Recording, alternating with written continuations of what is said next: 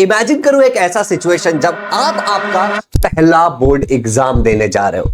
आपका जो एग्जामिनर है वो आपके सामने आता है और आपके हाथों में आपका क्वेश्चन पेपर देता है आपके पहले बोर्ड एग्जाम का। और उस मोमेंट में एग्जामिनर कहता है यू मे स्टार्ट, समय शुरू हो चुका है। अब इस मोमेंट में आपके पास ना कोई यूट्यूब लाइव है, ना कोई यूट्यूब वीडियो है, ना कोई टीचर है, ना कोई दोस्त है, कोई भी आपके काम नहीं आने वाला। आपके काम आएगा केवल और केवल एक इंसान, वो है आप। और आपके काम आएगा केवल और केवल एक चीज, वो है आपकी सेल्फ स्टडी, क्योंकि ये बारी तुम्हारी है।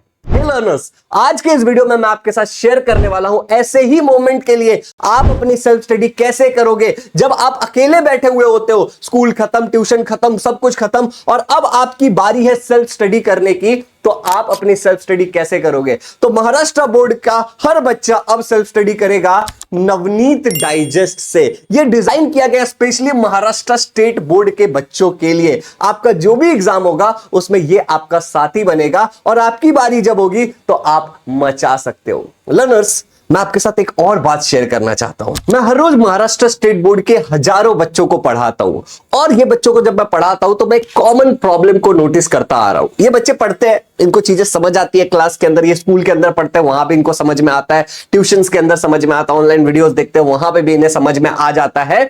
पर होता क्या है कि जब एग्जाम का टाइम आता है, जो कि अल्टीमेट गोल क्या है हमारा, कि हम एग्जाम के लिए प्रिपेयर करने वाले हैं, तो जैसे एग्जाम का टाइम आ जाता है तो बच्चे से लिखा नहीं जाता है। And it is very natural. बच्चा क्या करता है, इसके लिए खुद को कोसना शुरू कर देता है। बच्चे को कंफ्यूजन होता है कि ये सवाल है, इसके लिए आंसर कैसे लिखे, कितने पॉइंट्स में लिखे, कौन सा पॉइंट इंक्लूड करना एकदम इंपॉर्टेंट है और कौन सा पॉइंट नहीं भी इंक्लूड करेंगे तो चलेगा, क्योंकि उसको कॉन्सेप्चुअल क्लैरिटी है, उसको अच्छे टीचर्स ने पढ़ाया तो उसको सब कुछ समझ में आ गया है। अब यहां पे ध्यान से समझना, बच्चे को कंफ्यूजन इस बात पे भी होता है कि एक चैप्टर को रिवाइज कहां से करे, बेस्ट मटेरियल कौन सा है। और मैं ऑनेस्टली बोलूं, बोर्ड एग्जाम के टाइम में केवल समझना इनफ नहीं होता। मान लो तुम्हें पूरा सिलेबस समझ के आ गया है, लेकिन तुम एग्जाम में जाकर के आंसर्स उतने अच्छी तरीके से नहीं लिख पाते हो, तो क्या तुमको एग्जामिनर मार्क्स दे देगा? जी बिल्कुल नहीं देगा। तो आपको समझना भी है, आपको सही रिसोर्स से पढ़ना भी है और उसकी बहुत सारी प्रैक्टिस भी करनी है, क्योंकि एग्जाम के मोमेंट पर सब याद रहना चाहिए। और इसके लिए क्या चाहिए बच्चे को? इसके लिए चाहिए एक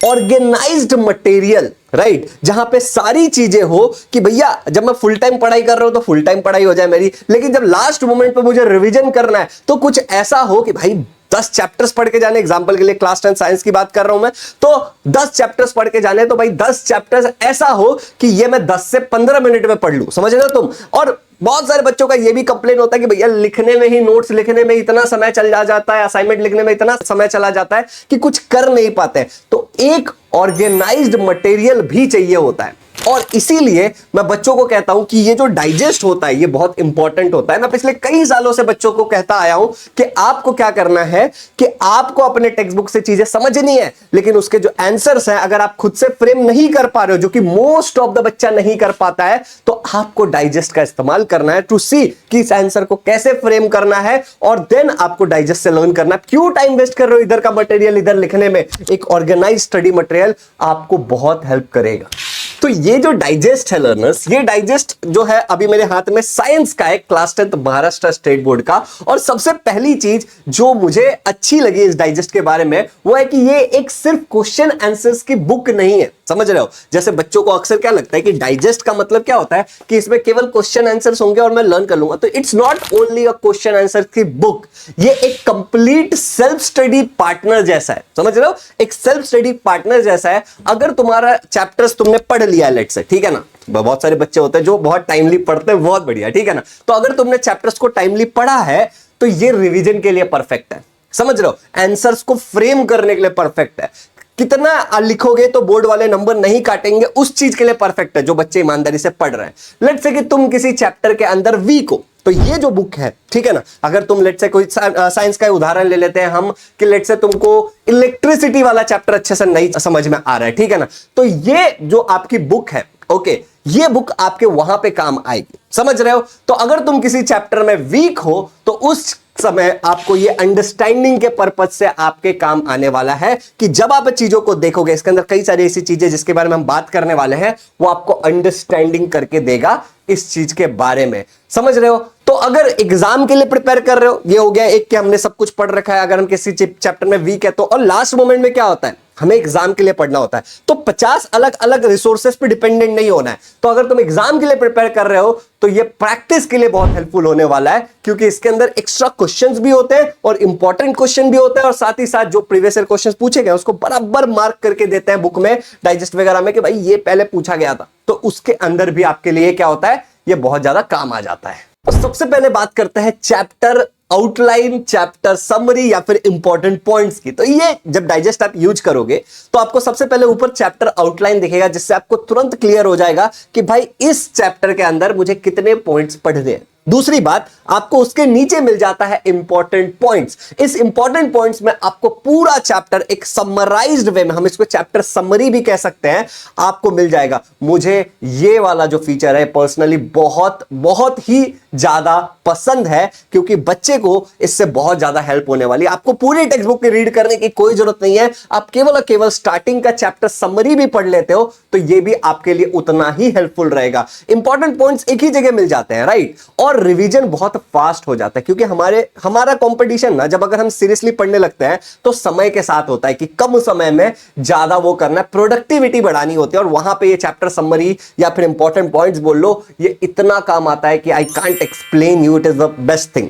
ओके लर्नर्स, ये फीचर बहुत काम आने वाला है। सेकंड चीज अगर मैं आपको बात करूं तो इसके अंदर आपको मिल जाता है मेमोरी मैप्स। बच्चे अक्सर पूछते हैं मुझसे कि भैया मुझे बताओ कि जो चैप्टर मैंने पढ़ा है, जो चैप्टर मैंने समझा है, उसका मेमोरी मैप कहां से बनाऊं। आपको बनाने की जरूरत नहीं है, आप क्यों इतना समय लगाना चाहते हो, आपको इस बुक के अंदर ऑलरेडी मेमोरी मैप्स बने हुए मिल जाते हैं। ठीक है, तो ये मेरी ना ऑलमोस्ट इस बुक में बहुत सारी चीजें मेरी फेवरेट है, लेकिन अगर मैं टॉप फेवरेट में डालूं तो ये मेमोरी मैप वाला भी मेरा एक फेवरेट चीज है। मैं आपको बताता हूं, बहुत सारे स्टूडेंट बोलते हैं ना कि सर याद नहीं रहता, मैं बता रहा हूं कि मेमोरी मैप्स का यूजेस कहां पे, याद नहीं रहता, ठीक है ना। तो यहां पे एक बहुत इंपॉर्टेंट बात है कि आप एक बार पढ़ोगे, दो बार पढ़ोगे, तीन बार पढ़ोगे, चार बार पढ़ोगे, कितनी बार पढ़ोगे, ठीक है।